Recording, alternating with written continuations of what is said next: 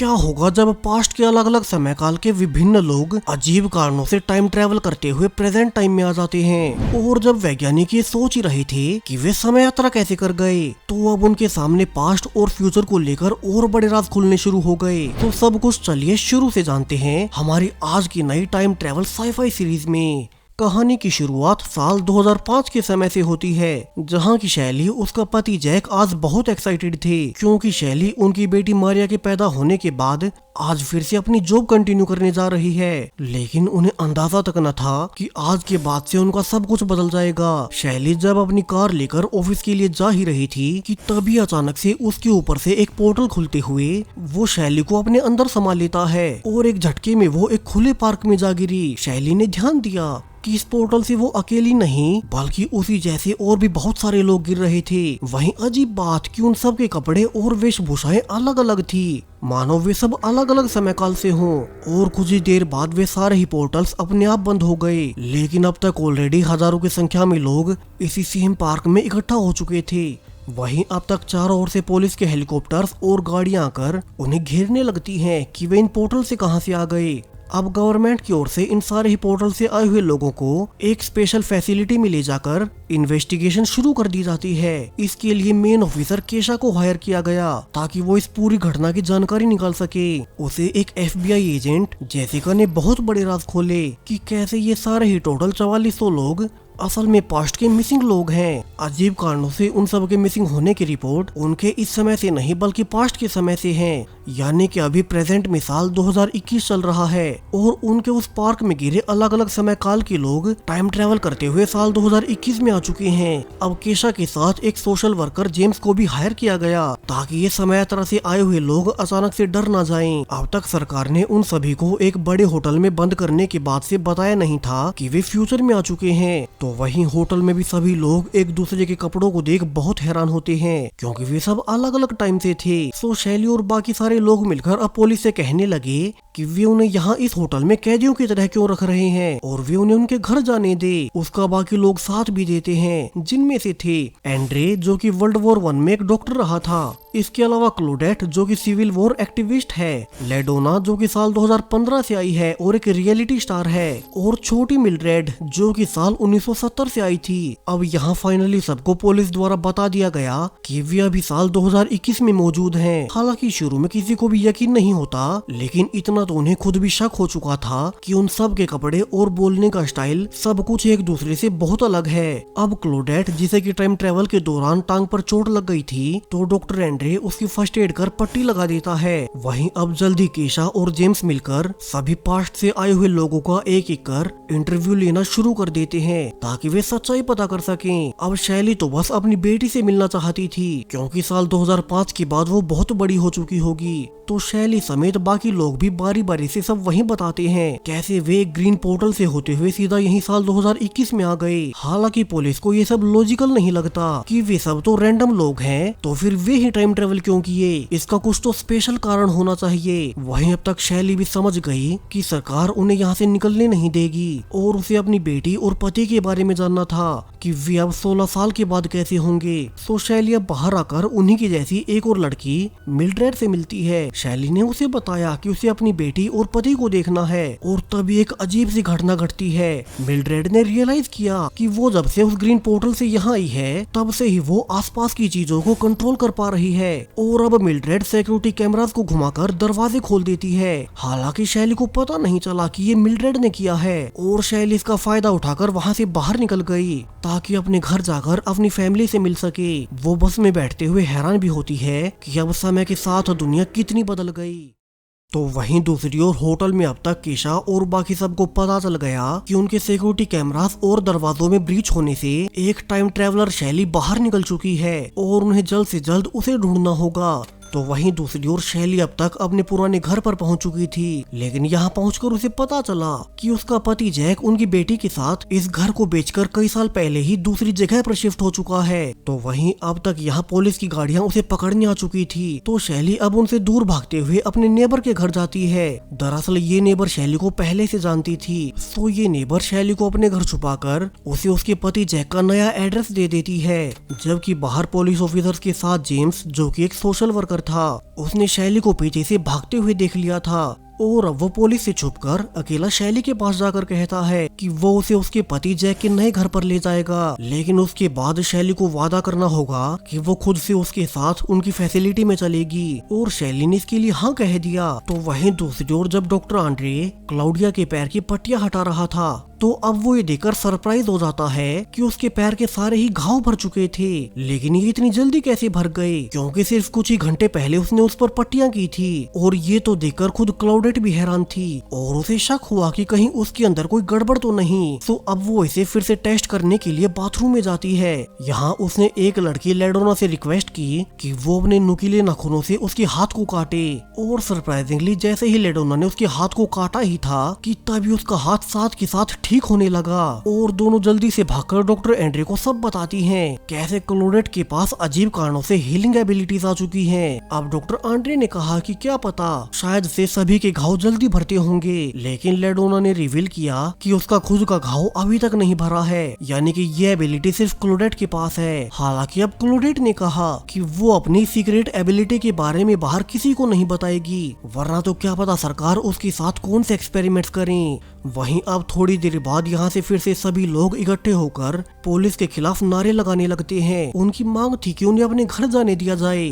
और अब हालातों को बेकाबू होते देख एक गार्ड अपनी इलेक्ट्रिक रोड से अटैक करने लगता है, लेकिन इसी बीच मिल्ड्रेड ने अपनी पावर से उसकी रोड को ही बंद कर दिया। हालांकि अभी किसी का ध्यान नहीं गया ये सब मिल्ड्रेड ने किया है। और ऑफिसर जैसिका उनका बीच बचाव कर भरोसा दिलाती है कि अभी तो उन सबको सब्र रखना होगा और जल्दी वे उन्हें आगे की जानकारी देंगे। तो दूसरी ओर शैली अब तक जेम्स के साथ अपने पति जैक के नए घर पर पहुंच चुकी थी और अब दरवाजा खुलने पर उसने देखा कि कैसे उसकी बेटी मारिया अब 16 साल की हो चुकी है। तभी अंदर से उसका पति जैक भी आ गया और वो शैली को देख भड़क उठता है, क्योंकि उसे लग रहा था कि 16 साल पहले शैली उसे और उसकी बेटी को छोड़कर भाग गई होगी। वहीं शैली तो उसे समझाए भी कैसे कि वो भागी नहीं थी, बल्कि वो समय यात्रा कर फ्यूचर में आ गई थी। वही अब तो उनकी उम्र भी अलग हो चुकी है, जहाँ शैली पहले जितनी ही है, जबकि जैक 16 साल और बड़ा हो गया। तो वहीं अब तक पीछे केशा के साथ बाकी ऑफिसर्स भी शैली को पकड़ने आ चुके थे। और जब वो जा ही रही थी कि तभी घर के अंदर से जैक की दूसरी पत्नी बाहर निकलती है, जिससे कि जैक ने शैली के मिसिंग होने के 9 साल बाद शादी कर ली थी। अब शैली को तो कुछ समझ नहीं आता कि उसकी लाइफ में ये क्या हो गया।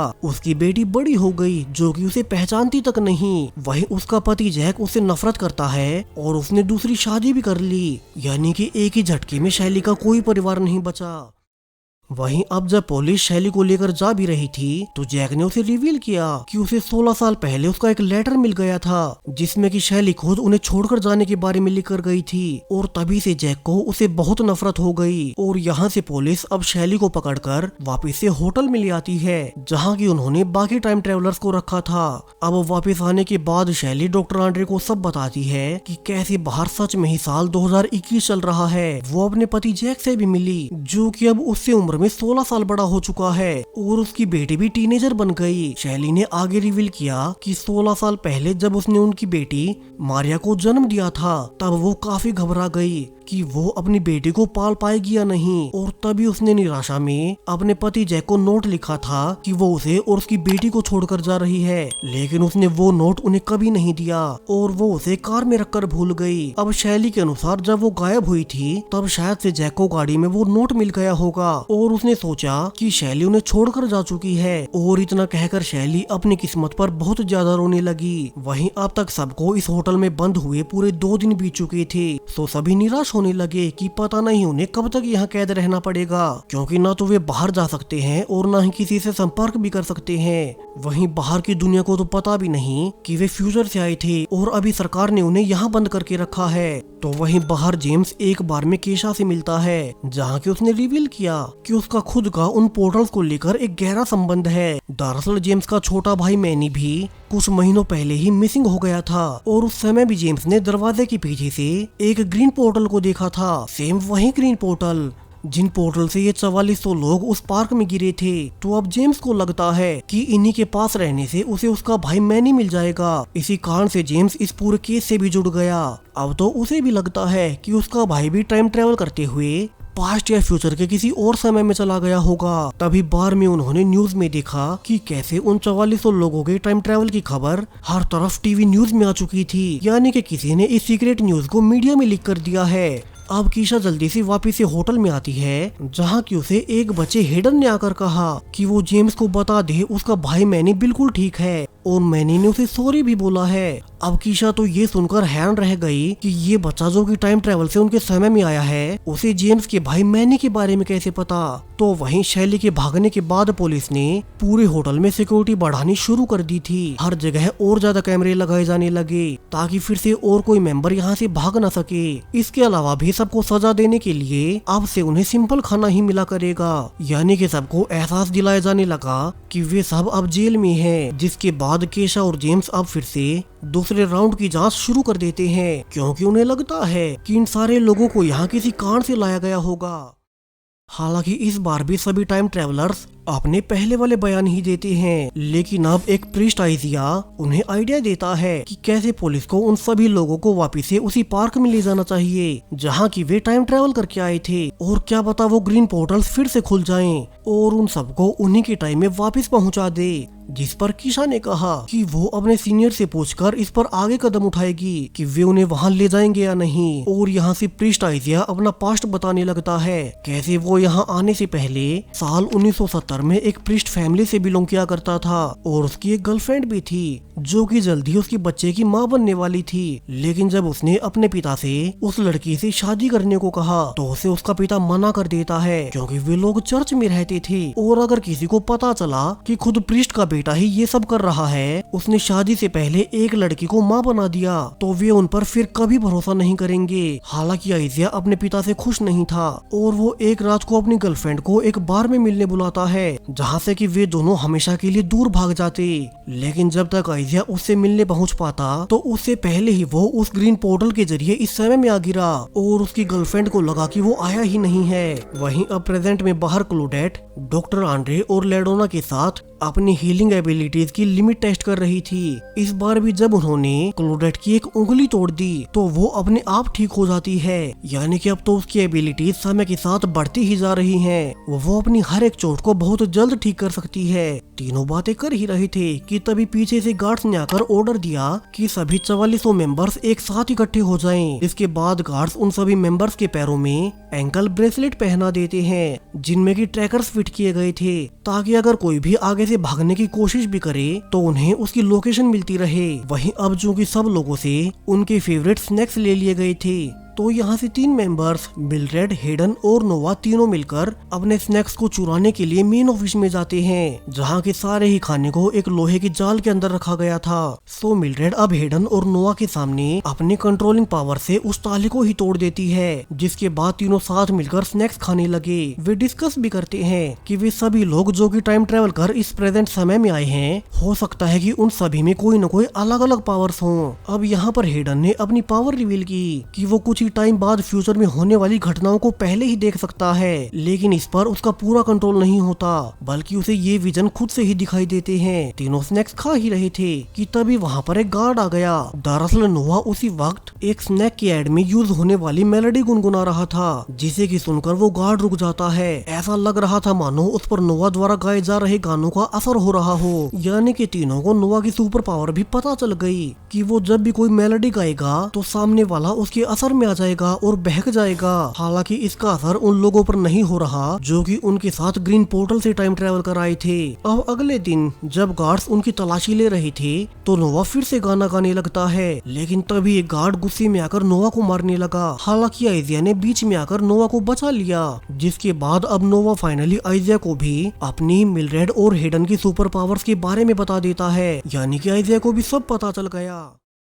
वहीं दूसरी ओर जेम्स और कीशा जब एक साथ थे तो जेम्स ने कहा कि कैसे उसका छोटा भाई मैनी पहले अपने घर की कई जगहों पर सर्कल्स बनाता रहता था और फिर वे दोनों उस पे नंबर्स लिख देते, लेकिन अब उसके गायब होने के बाद यही 4400 लोग उसका इकलौता सहारा है जिनके जरिए वो अपने भाई तक पहुंच सकता है। वहीं अब कीशा ने भी कहा कि वो भी पादरी आइजिया के कहने पर उन सभी लोगों को उसी पार्क में ले जाने का सोच रही है, क्या पता उनके वहाँ जाने के बाद उन्हें कोई क्लू ही मिल जाए। तो अब कीशा और जेम्स कैमरास लगाकर उन सभी लोगों को उसी पार्क में ले जाते हैं। लेकिन अब यहाँ सब के आने के बावजूद शुरू में कुछ नहीं होता और फिर नोवा स्लीपी वॉइस में मेलोडीज गाने लगता है, जिसके इफेक्ट से जेम्स और कीशा समेत सभी गार्ड्स वहीं बेहोश होकर गिर पड़े। दरअसल ये सब कुछ आइजिया ने ही प्लान कर रखा था, जिसके बाद अब मिलरेड अपनी पावर का इस्तेमाल कर आइजिया को हवा में उड़ा देती है और अब आइजिया ने बाकी सबको इकट्ठा कर कहना शुरू किया कि वे जो भी लोग इस सर्कल से यहाँ आए थे उन सब के पास कुछ न कुछ स्पेशल एबिलिटीज हैं। अब उनमें से कुछ को इसके बारे में ऑलरेडी पता है और कुछ को नहीं, तो सबसे पहले उन्हें ये बात किसी और को नहीं बतानी। वे अपनी इन स्पेशल एबिलिटीज को सरकार समेत पुलिस से भी छिपा कर रखेंगे और फिर वापस से होटल में जाकर सबको चेक करना होगा कि उनके पास क्या क्या अलग अलग पावर्स हैं। वहीं अब कुछ देर बाद कीशा और जेम्स को होश आने के बाद वे सभी लोगों को वापस होटल में ले आते हैं। हालांकि दोनों ही समझ नहीं पा रहे थे कि वे दोनों सभी गार्ड्स के साथ अचानक से बेहोश कैसे हो गए। दोनों अब कैमरास में चेक भी करते हैं कि वे कैसे बेहोश हुए थे, लेकिन उन्हें कुछ नहीं मिलता। लेकिन अब जब जेम्स फिर से बाहर ही रहा था कि उसे होटल की एक दीवार पर वहीं सर्कल वाली आकृति बनी हुई मिलती है, जो कि उसका भाई मैनी बनाया करता था।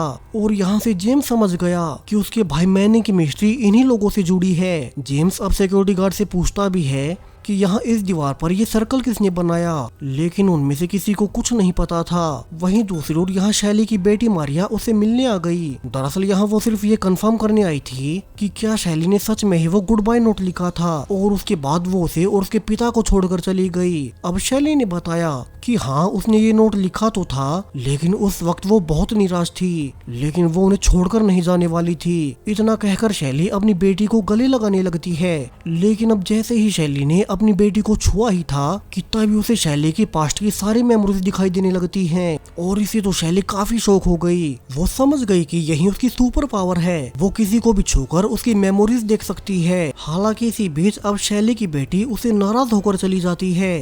तो वहीं दूसरी ओर लेडोना अब मिलरेड और हेडन को अपने पास्ट के बारे में बताने लगी, कैसे वो साल 2015 में एक रियलिटी शो में काम किया करती थी, लेकिन एक दिन जब शूटिंग के दौरान उसने कुछ ज्यादा ही ड्रिंक कर ली तो वो नशे में वायर्स में उलझकर बिल्डिंग के टॉप से नीचे गिर गई, और गिरते हुए ही वो उस ग्रीन पोर्टल के जरिए यहाँ आ गई। यानी कि बेसिकली अगर वो ग्रीन पोर्टल ना खुला होता तो वो आज जिंदा ही नहीं होती। हालांकि अब यहाँ मिलरेड को ये भी नहीं पता था कि रियलिटी टीवी शोज क्या होते हैं, और हेडन को तो ये भी नहीं पता कि टीवी क्या होता है, क्योंकि वो तो और ज्यादा पुराने समय से था।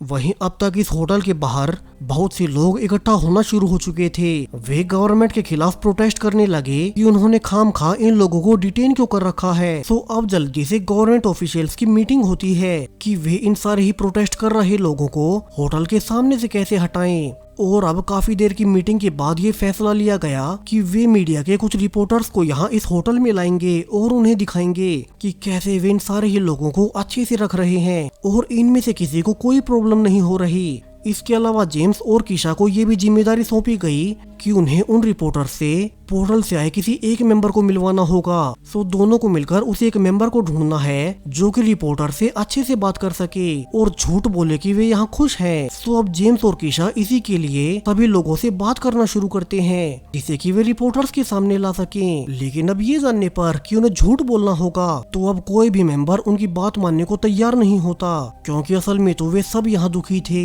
तभी आखिर में लेडोना उनसे मिलती है और वो इस शर्त पर उनका साथ देने को बोलती है कि इसके बाद वे लोग उसे उसका फोन यूज करने देंगे जो कि उन्होंने पार्क में उसे ले लिया था। अब चूंकि लेडोना पहले रियलिटी शोज में काम कर चुकी थी तो उसके पास मीडिया को हैंडल करने का अच्छा एक्सपीरियंस था, जिसके बाद कीशा और जेम्स ने उसे सिलेक्ट कर लिया और वे उसकी शर्त को मान गए कि मीटिंग के बाद उसका फोन उसे वापस दे दिया जाएगा। लेकिन कुछ देर बाद जब लेडोना प्रेस से मिलने के लिए रेडी हो ही रही थी तभी वो याद करती है कि एक स्पेशल नेकलेस वो अपने गले में पहना करती थी और तभी उसे अपने गले में वही नेकलेस मिलता है जिसे छूने पर लेडोना ने रियलाइज किया कि ये तो सिर्फ एक प्रोजेक्शन भर है। और यहाँ से उसे भी अपनी सुपर पावर्स का पता चल गया कि वो चीजों के प्रोजेक्शंस बना सकती है जो कि देखने में बिल्कुल रियल जैसे लगते हैं। वहीं अब चूंकि होटल में मीडिया आने वाली थी तो पूरे होटल को अच्छे से साफ किया जाने लगता है। साथ के साथ पुलिस नोआ को वहाँ से बाहर ले जाने लगी क्योंकि उसके चेहरे पर चोटों के निशान थे। हालांकि अब डॉक्टर आंड्रे ये सुनकर काफी अजीब बिहेव करता है है कि नोवा एक ट्रांसजेंडर है। अब नोवा के बारे में जानकर डॉक्टर एंड्रे को अजीब क्यों लगा, इसका कारण हमें आगे पता चलेगा। वहीं अब तक मीडिया होटल में आ चुकी थी और प्लान के अनुसार उनसे सिर्फ लेडोना को ही मिलवाया जाता है। तो जैसा कि लेडोना को कहा गया था, उसने बताना शुरू किया कि उस समेत बाकी सभी मेंबर्स को यहाँ अच्छे से रखा जा रहा है और उन्हें यहाँ कोई प्रॉब्लम नहीं। इसके अलावा इन्वेस्टिगेशन पूरी होने पर उन सबको वैसे भी छोड़ दिया जाएगा, तो बाहर के लोग उनके बारे में फिक्र ना करें। यहाँ से गवर्नमेंट का प्लान काम भी कर गया और ये न्यूज हर जगह पहुँच जाती है कि होटल में सब सही चल रहा है। यहाँ पर मौजूद लोग अपनी मर्जी से रह रहे हैं। हालांकि अब इन सब के बाद लेडोना ऑफिशियल्स के पास जाकर अपना फोन वापस मांगने लगती है, जैसा कि उसने डील की थी। लेकिन अब जेसिका ने उसे ये कहकर मना कर दिया कि उन्हें तो उससे बस अपना काम निकलवाना था, वे अपनी सिक्योरिटी के लिए उसे फोन नहीं दे सकते। और ये सुनकर लेडोना काफी गुस्सा हो गई। उसने सिर्फ अपने फोन के लिए मीडिया के सामने झूठ बोल दिया और अपने बाकी मेंबर्स को भी धोखा दे दिया। तो लेडोना अपने किए को सुधारने के लिए अब अगले ही दिन छुपते छुपाते मेन ऑफिस में पहुंच जाती है, जहां की सारी सीसीटीवी फुटेज स्टोर होती है। तो लेडोना ने यहाँ से सारी ही फुटेजेस को शैली की बेटी मारिया के फोन में भेज दिया और उसने कहा कि मारिया इन सारी ही क्लिप्स को बाहर वायरल कर दे, जिससे कि लोगों को उनके साथ हो रही बदतमीजी का पता चलेगा। और मारिया ऐसा ही करती है। मारिया इसके बाद अपने पिता जैक के साथ अपनी माँ शैली से फिर से मिलने पहुंच गई। वो अब अपनी माँ को उनका लेटर पढ़कर सुनाती है, जिसके बाद शैली ने उन्हें यकीन दिलाया कि हाँ, ये लेटर पहले उसी ने लिखा था, लेकिन वो उन्हें छोड़कर कहीं नहीं जाने वाली थी। और इतना कहकर वो रोने लग गई। तो फाइनली मारिया अपनी माँ को माफ कर ही देती है। जैक ने भी कहा कि जब ये सब खत्म हो जाएगा तब वे दोनों से लेने आ जाएंगे, यानी कि उन सब के बीच फिर से सब ठीक हो गया। और फिर जैक मारिया को लेकर चला जाता है। तो वहीं दूसरी ओर गवर्नमेंट की ओर से होटल के अंदर की वीडियोस लीक हो जाने के बाद अब एक हाई लेवल मीटिंग रखी जाती है। दरअसल उन सारी वीडियोस के लीक हो जाने के बाद गवर्नमेंट पर पब्लिक का बहुत प्रेशर पड़ने लगा कि वे उन लोगों के साथ कितना बुरा कर रहे हैं। और अब इसी प्रेशर के बाद जेसिका ये फैसला लेती है कि अब एक दिन के लिए इन्हीं लोगों में से किन्हीं 4 मेंबर्स को बाहर घुमाने लेके जाया जाएगा और फिर वे धीरे धीरे इन सभी को छोड़ देंगे। हालांकि ये अभी तक भी नहीं डिसाइड हो पाया कि वे पब्लिक को क्या बोलेंगे, कि क्या सच में ही ये लोग टाइम ट्रेवल करके आए हैं। वहीं उन्हें ये भी ढूंढना था कि उन वीडियोस को वायरल किसने किया। अब अंदर जाकर सबको ये बताया जाता है कि उन सब में से सिर्फ 4 लोगों को चुना गया है, जिन्हें की कल बाहर लेकर जाया जाएगा। और वे 4 मेंबर्स हैं, शैली, क्लोडेट, लेडोना और आइजिया। हालांकि अब डॉक्टर एंड्रे भी बाहर जाना चाहता था ताकि वो मेडिकल साइंस में हुई नई टेक्नोलॉजी को देख सके, लेकिन लिस्ट में उसका नाम ना आने से वो बहुत दुखी होता है। तभी जेम्स ने डॉक्टर एंड्रे को एक स्पेशल रूम दे दिया ताकि वो इस प्रेजेंट समय की मेडिकल की पढ़ाई पूरी कर सके। वहीं अब अगले ही दिन चारों मेंबर से पूछकर उन्हें अलग अलग जगहों पर ले जाया जाता है, जहाँ पहले शैली और क्लोडेट शैली की एक पुरानी नेबर के घर जाने लगती हैं। वे रास्ते में बनी बड़ी बड़ी बिल्डिंग्स को देख हैरान भी हुए जा रही थी कि कैसे इस समय तक इंसानों ने कितनी तरक्की कर ली है। वहीं अब शैली की वो नेबर काफी बूढ़ी हो चुकी थी, तो शैली को अपनी दोस्त को इतनी बड़ी उम्र का देख बहुत अजीब लगता है। तो वहीं दूसरी ओर आइजिया और लेडोना को जेम्स एक लाइब्रेरी में ले जाता है। दरअसल यहाँ से आइजिया अपने मिसिंग होने के बाद अपनी फैमिली की हिस्ट्री को जानना चाहता था। सो अब वो जेम्स की मदद लेकर अपनी फैमिली के बारे में ऑनलाइन सर्च करता है, क्योंकि आज के कंप्यूटर्स उसे खुद चलाने नहीं आते। अब आइजिया को यहाँ पता चला कि कैसे उसकी मिसिंग हो जाने के बाद उसकी फैमिली ने उसके नाम से बहुत से लोगों से चंदा मांगा। अब आइजिया ये देखकर बहुत दुखी हुआ कि उसकी फैमिली ने उसके ना होने से भी पैसे कमाने की सोची। तो वहीं लेडोना अब डॉक्टर एंड्रे द्वारा मंगवाई गई बहुत सी बुक्स ले लेती है और कोई उसे रोक न सके। इसलिए लेडोना ने उन सारी बुक्स को अपनी पावर्स का इस्तेमाल कर नॉर्मल मैगजीन जैसा बना दिया, जिससे कि किसी को उस पर शक भी नहीं होता। वहीं अब दूसरी ओर होटल में डॉक्टर एंड्रे भी बाकी के लोगों पर टेस्टिंग कर रहे थे कि उन सभी की पावर्स काम कैसे करती हैं। एंड्रे अब मिल्ड्रेड से उसकी पावर का इस्तेमाल कर एक से ज्यादा चीजों को एक साथ उठाने को कहता है, लेकिन इसी बीच उनसे गड़बड़ हो गई और मिल्ड्रेड से वे सारी चीजें एक साथ कंट्रोल नहीं होती, जबकि ऊपर से एक बड़ा झूमर उन्हीं के पास आकर गिर गिर गया, जिसके टुकड़े लगने से मिल्ड्रेड काफी ज्यादा घायल हो जाती है। अब सभी लोगों के वापस आने पर उन्हें पता चलता है कि मिल्ड्रेड को हॉस्पिटल में भर्ती किया गया है। हालांकि पुलिस को अभी ये नहीं पता कि ऊपर से वो झूमर नीचे कैसे गिरा। तो वहीं अब लेडोना अकेले में जाकर वो मेडिकल बुक्स आंड्रे को दे देती है, जिनसे कि वो इस समय के बारे में काफी कुछ सीख पाएगा। वहीं अब शाम होने पर डॉक्टर आंड्रे शैली को अपने पास्ट के बारे में बताने लगता है, कैसे वो साल 1920 में एक मेडिकल रिसर्चर हुआ करता था। उसने अपनी पूरी लाइफ की रिसर्च के बाद एक ऐसी बीमारी का इलाज ढूंढ निकाला जो कि उस समय पर बहुत खतरनाक थी, और उस बीमारी का इलाज उस अकेले के अलावा और कोई नहीं ढूंढ पाया था।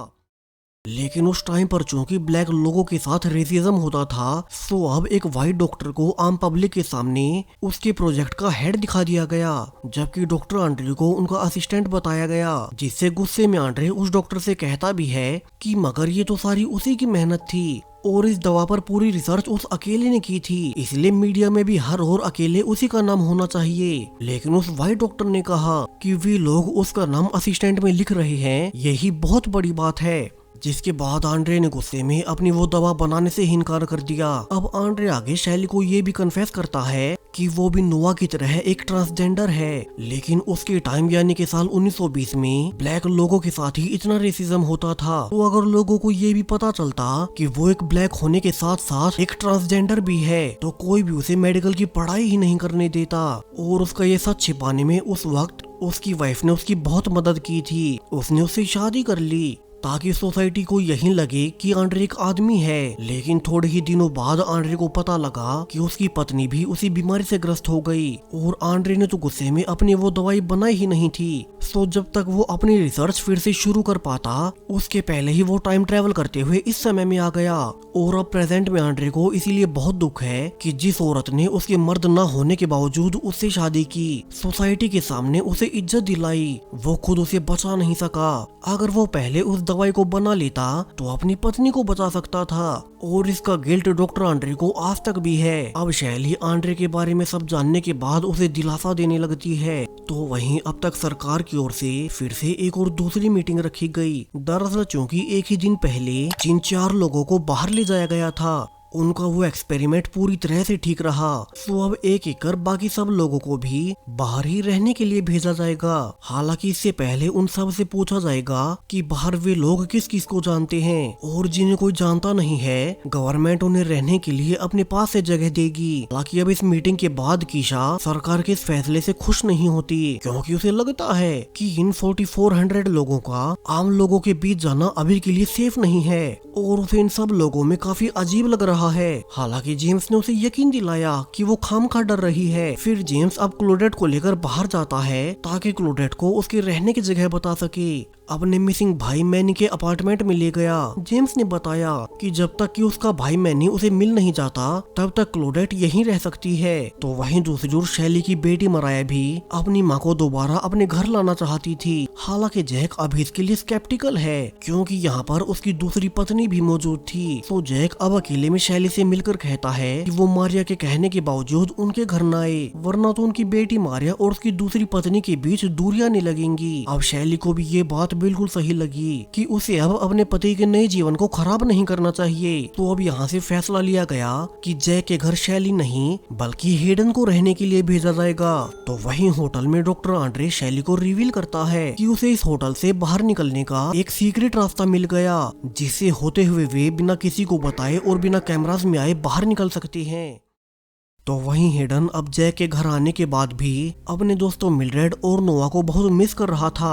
दरअसल नोआ को पहले पुलिस उठा ले गई थी और फिर मिल्ड्रेड को चोट आने से उसे भी हॉस्पिटल शिफ्ट कर दिया गया। तो अब हेडन सोचता है कि वो उन दोनों से मिलने जाएगा। वहीं दूसरी ओर कीशा क्लोडेट, लेडोना और शैली को लेकर एक बार में जाती है, लेकिन जब वे वहां एंजॉय कर ही रही थी कि उनका आसपास के लोगों से झगड़ा होने लगा। इसी बीच क्लोडेट के हाथ में चोट लग जाती है, लेकिन तभी क्लोडेट की सुपर पावर्स की वजह से उसकी चोट साथ के साथ ठीक हो गई और ये सब कीशा अपनी आंखों से देख लेती है। यानी कि अब फाइनली कीशा को पता चल ही गया कि क्लोडेट के पास हीलिंग वाली सुपर पावर्स हैं और कीशा अब जल्दी से जाकर यही बात जेम्स को बता देती है। अब जेम्स ने भी याद दिलाया कि कैसे कैसे उस दिन जब वे बेहोश हुए थे तब सिर्फ एक नोआ ही गाना गा रहा था और यहाँ से दोनों को सब समझ आने लगा कैसे जो भी लोग उन पोर्टल से आए थे उन सब के पास कुछ न कुछ सुपर पावर्स हैं। हालांकि अभी के लिए दोनों यही फैसला लेते हैं कि वे इन लोगों की सुपर पावर्स के बारे में ऊपर अपने सीनियर्स और गवर्नमेंट को कुछ नहीं बताएंगे।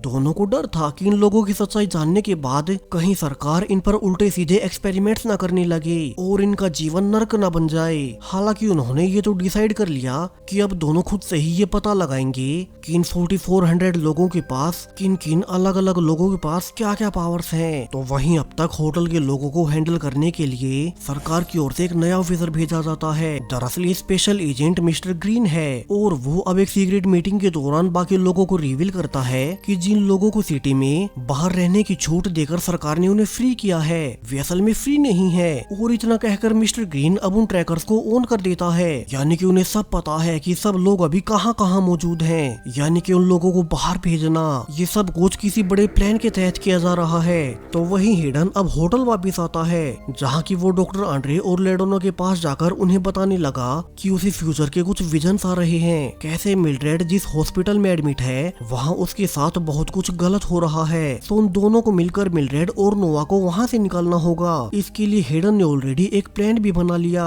और उसे डॉक्टर एंड्रे और लेडोना की जरूरत है। अब हालांकि पहले तो डॉक्टर एंड्रे और लेडोना उसे मना कर देते हैं क्योंकि अभी सरकार ने उन सबको बाहर जाने की इजाजत दी थी, तो अगर उन्होंने कुछ भी गड़बड़ की तो वे फिर से उन्हें बंद कर देंगे। हालांकि हेडन ने बताया कि उसने फ्यूचर में ये भी देखा था कि वे दोनों आखिरकार उसकी मदद वैसे भी करने वाले हैं। तो अभी ये जानने के बाद तो वे दोनों भी मान ही गए। वहीं हेडन ने बताया कि इस प्लान में जैक की बेटी मारिया भी उनको साथ देगी। तो अब प्लान के अनुसार डॉक्टर एंड्रे जेम्स के साथ उसी हॉस्पिटल में जाता है ताकि ये जान सके कि मिल्ड्रेड और नोवा को कहाँ रखा गया होगा। एंड्रे जेम्स से कहता भी है कि वो उन दोनों से मिलना चाहता है, लेकिन जब जेम्स ने हॉस्पिटल स्टाफ से पूछा तो उन्हें बताया गया कि कैसे पुलिस ने उन 4400 लोगों के लिए एक अलग से बिल्डिंग कैप्चर की है जिसमें कोई भी नहीं जा सकता और उसमें तो बहुत ज्यादा सिक्योरिटी है। अब जेम्स को भी ये सुनकर बहुत अजीब लगा कि उन सबको अलग क्यों रखा जा रहा है। तो वहीं दूसरी ओर डॉक्टर एंड्रे अब फोन लेकर हॉस्पिटल के अंदर की हर एक चीज को रिकॉर्ड किया जा रहा था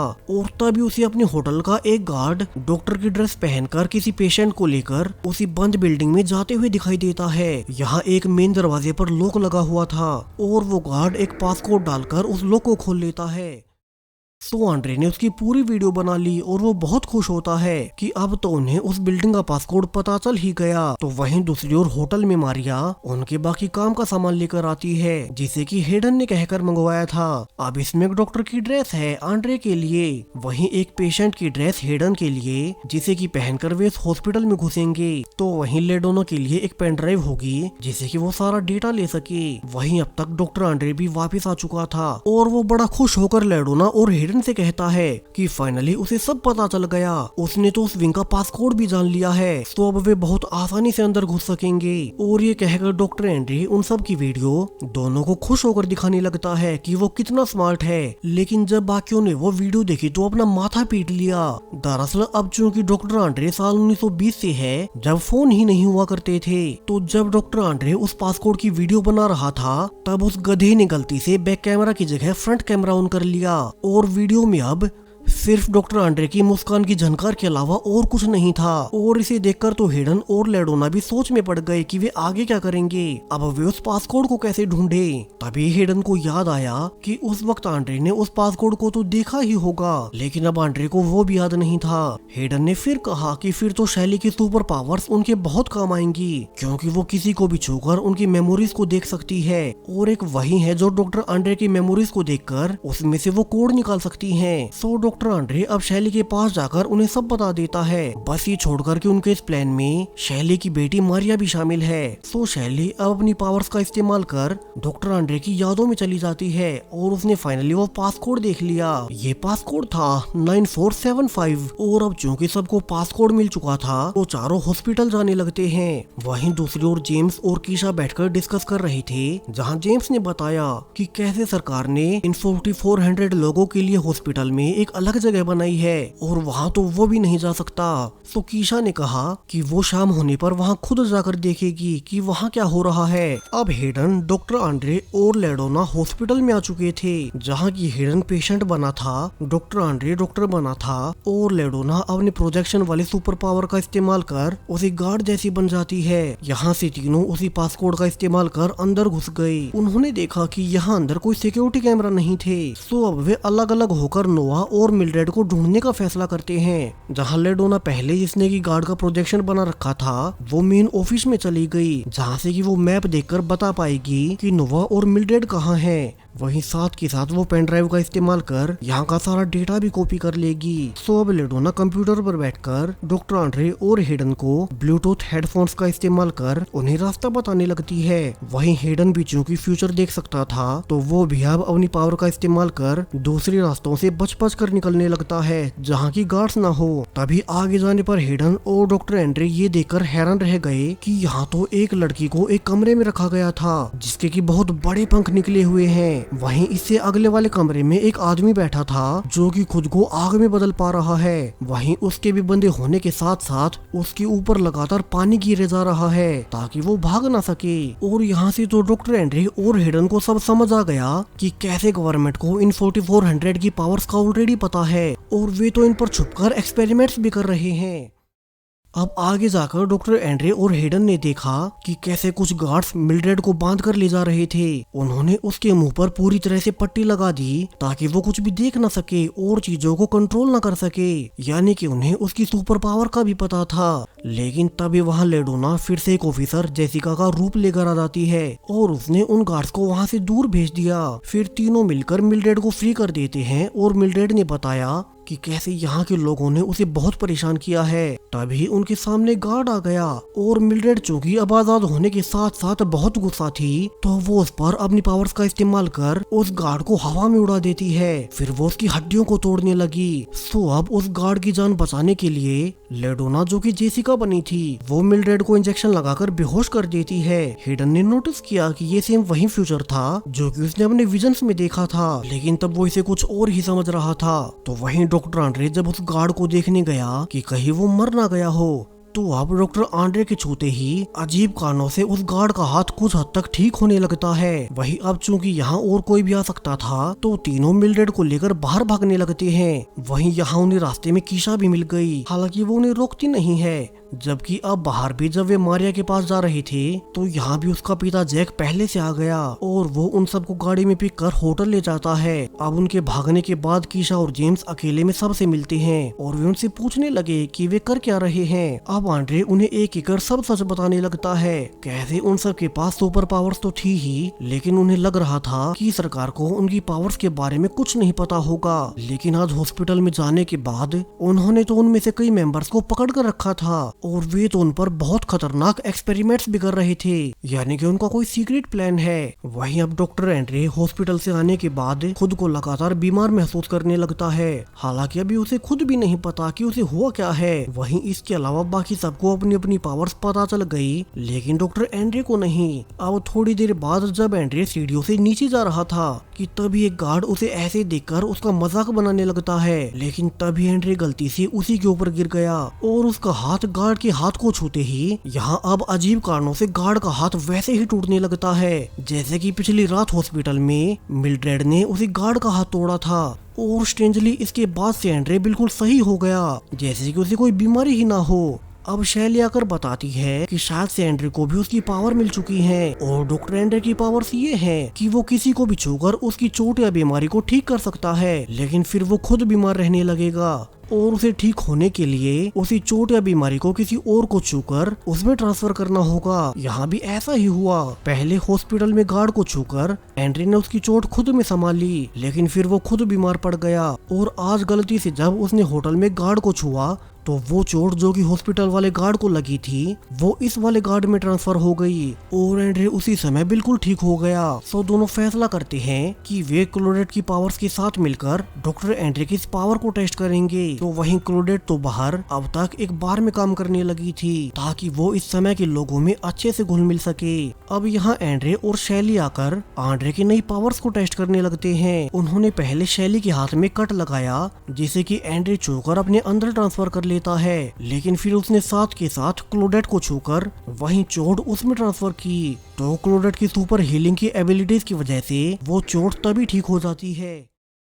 यानी कि डॉक्टर एंड्रे और क्लोडेट की पावर्स एक दूसरे के लिए बिल्कुल परफेक्ट हैं। वे इससे लोगों की बहुत मदद कर पाएंगे। जहां डॉक्टर एंड्रे हर किसी की चोट या इंजरी को क्लोडेट में ट्रांसफर कर दिया करेगा और फिर क्लोडेट की पावर से वे सारी इंजरीज तभी ठीक हो जाएंगी। और अब ऐसे ही धीरे धीरे फाइनली वो दिन आ ही गया जिस दिन गवर्नमेंट होटल में मौजूद सभी 4400 लोगों को फ्री कर देंगी। इसलिए ही आज के आखिरी दिन स्पेशली मीडिया को बुलाया गया था ताकि वे रिकॉर्ड कर रिपोर्टिंग दे सके कि कैसे पास्ट से आए हुए सभी लोग नॉर्मल हैं। तो वही जेम्स को एक अलग ही डर था। वो थोड़ी देर बाद शैली से कहता है कि आज के टीवी इंटरव्यू में सब अच्छे से जाना चाहिए और गलती से भी आम लोगों को पता न चले कि इन 4400 लोगों के पास सुपर पावर्स हैं, वरना तो वे डर जाएंगे और सारा कंट्रोल गवर्नमेंट को दे देंगे। तभी अब उन्होंने होटल में देखा कि डॉक्टर एंड्रे ने जिस फायरमैन को हॉस्पिटल में देखा था अब वो तो यही मौजूद है। और यहाँ से शैली और बाकी सबको समझते देर न लगी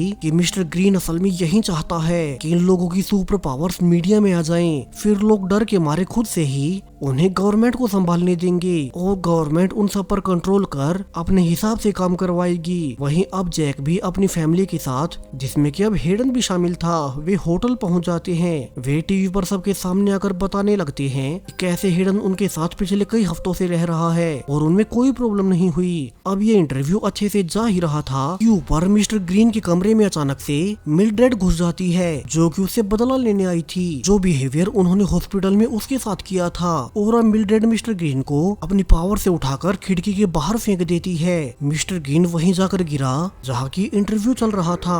और अब इससे फाइनली मिल्ड्रेड की सुपर पावर्स और उसका अटैकिंग बिहेवियर कैमरा में सबके सामने आ गया। मिल्ड्रेड तो अब on camera he mister green को एक गमले से कुचलकर मारने वाली थी, लेकिन आइजिया ने सही वक्त पर आकर मिल्ड्रेड को रोक लिया। मिल्ड्रेड अब गुस्से में आइजिया पर भी अटैक करती है, लेकिन शॉकिंगली अब उसकी पावर्स काम ही नहीं करती और आइजिया समझ गया कि यही उसकी सुपर पावर है। वो अगर चाहे तो उसके सामने दूसरे लोगों की पावर्स काम ही नहीं करेंगी। हालांकि आइजिया ने जानबूझकर मिल्ड्रेड को बाहर भगा दिया, वरना तो अगर पुलिस ने उसे पकड़ लिया तो वे मिल्ड्रेड को कभी नहीं छोड़ने वाले। जबकि नीचे भी अब हर तरफ भगदड़ मच चुकी थी। लोग डरकर बाहर भागने लगे और टीवी में हर तरफ न्यूज फैल गई कि कैसे ये 4400 लोग, उनमें स्पेशल पावर्स हैं और वे बहुत वायलेंट है, वे आम पब्लिक के लिए खतरा हो सकते हैं। अब शैली ने आकर एंड्रे को बताया कि कैसे उनकी सच्चाई सबके सामने आने के बाद आम पब्लिक अब कभी उन पर भरोसा नहीं करेगी। अब वे उन सबको जेल में ही रखना चाहेंगे। उनके लिए सिचुएशन बहुत खराब हो गई और आज के दिन मीडिया के सामने सेम वही हुआ जो कि मिस्टर ग्रीन और गवर्नमेंट चाहती थी। अब गवर्नमेंट उनके साथ आगे क्या करेगी? गवर्नमेंट का इन 4400 लोगों को लेकर आगे क्या प्लान है? तो वहीं जेम्स का मिसिंग भाई मैनी इन सब से कैसे जुड़ा है? वहीं ये लोग शुरू में इस समय में कैसे आ गए थे? वे तो एक दूसरे को जानते तक नहीं और वे सब अलग अलग समय से है। कहानी में अभी बहुत बड़े बड़े और धमाकेदार ट्विस्ट आने वाले हैं, जो सब कुछ आपको पता चलेगा इस सीरीज के अगले पार्ट में। सो चैनल को अभी सब्सक्राइब करें इस सीरीज के आने वाले पार्ट और भी ऐसे ही नई सीरीजेस के लिए। Thank you.